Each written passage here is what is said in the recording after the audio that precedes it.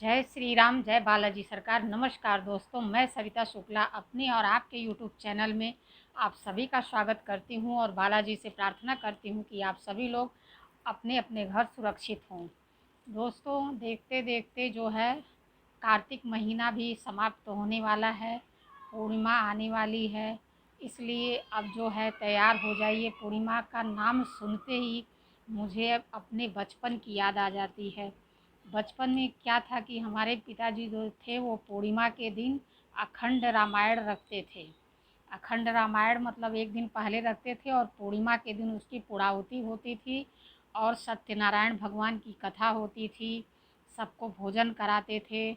मतलब इस दिन जो है, इस दिन की सुनहरी यादें आज भी मेरे मन में अंकित हो जाती हैं। जब पूर्णिमा, ये कार्तिक पूर्णिमा आती है तो सारी यादें मेरी फिर से एक बार ताज़ा हो जाती हैं बचपन की।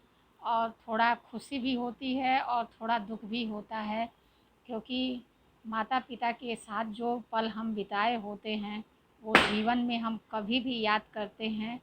अगर वो इस दुनिया में नहीं है तो थोड़ा दुख भी होता है, थोड़ी खुशी भी होती है।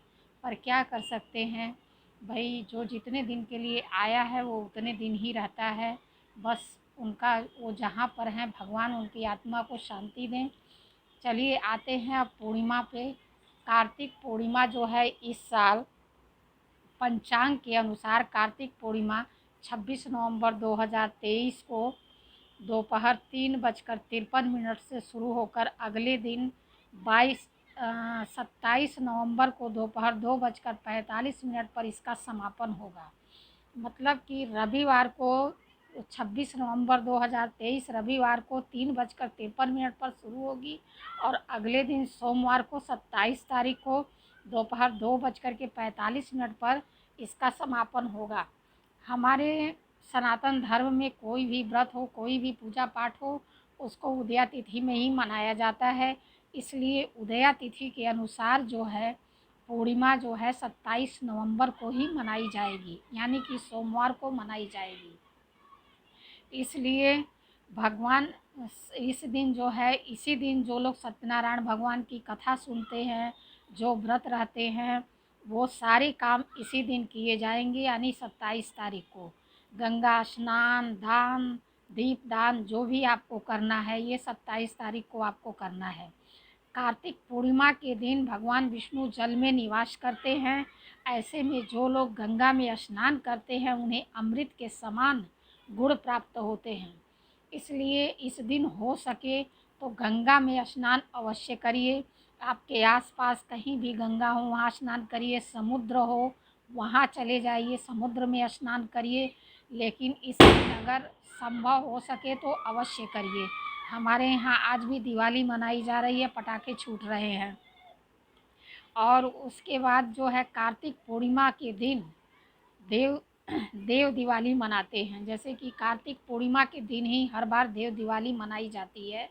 इसलिए इस बार पंचांग में भेद होने के कारण, मतलब ये पूर्णिमा 2 दिन होने के कारण दोनों त्यौहार अलग अलग, मतलब दोनों पर्व पूर्णिमा और देव दिवाली अलग अलग मनाया जाएगा।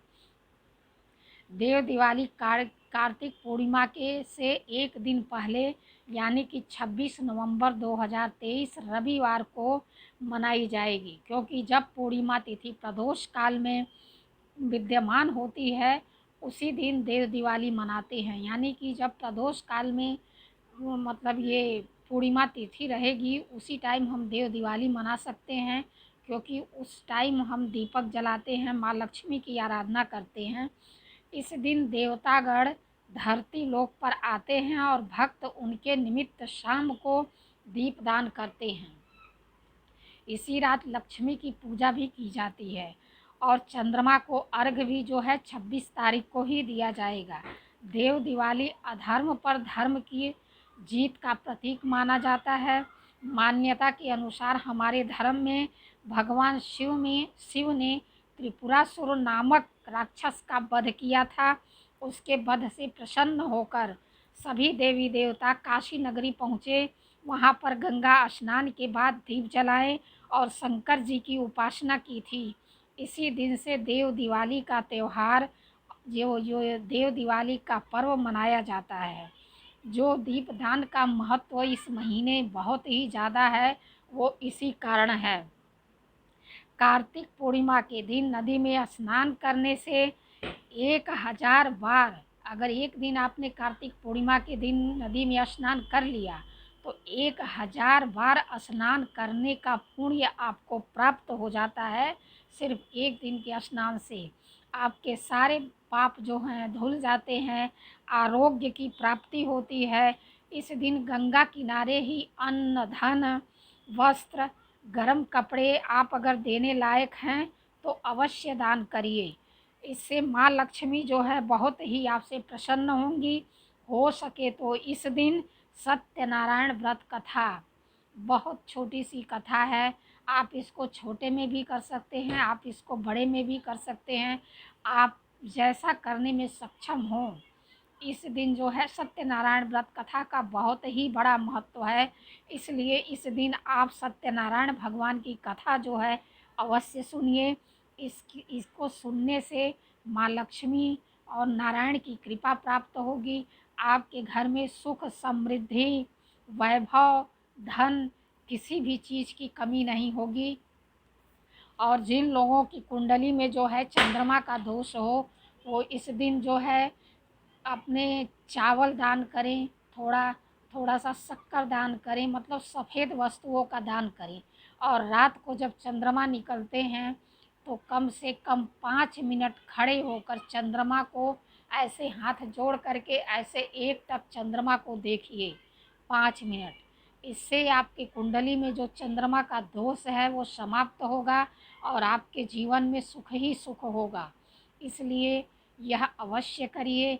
ऐसी जानकारी के लिए हमसे जुड़िए, हमारे चैनल को लाइक, सब्सक्राइब और शेयर करिए। जय श्री राम, जय बालाजी सरकार।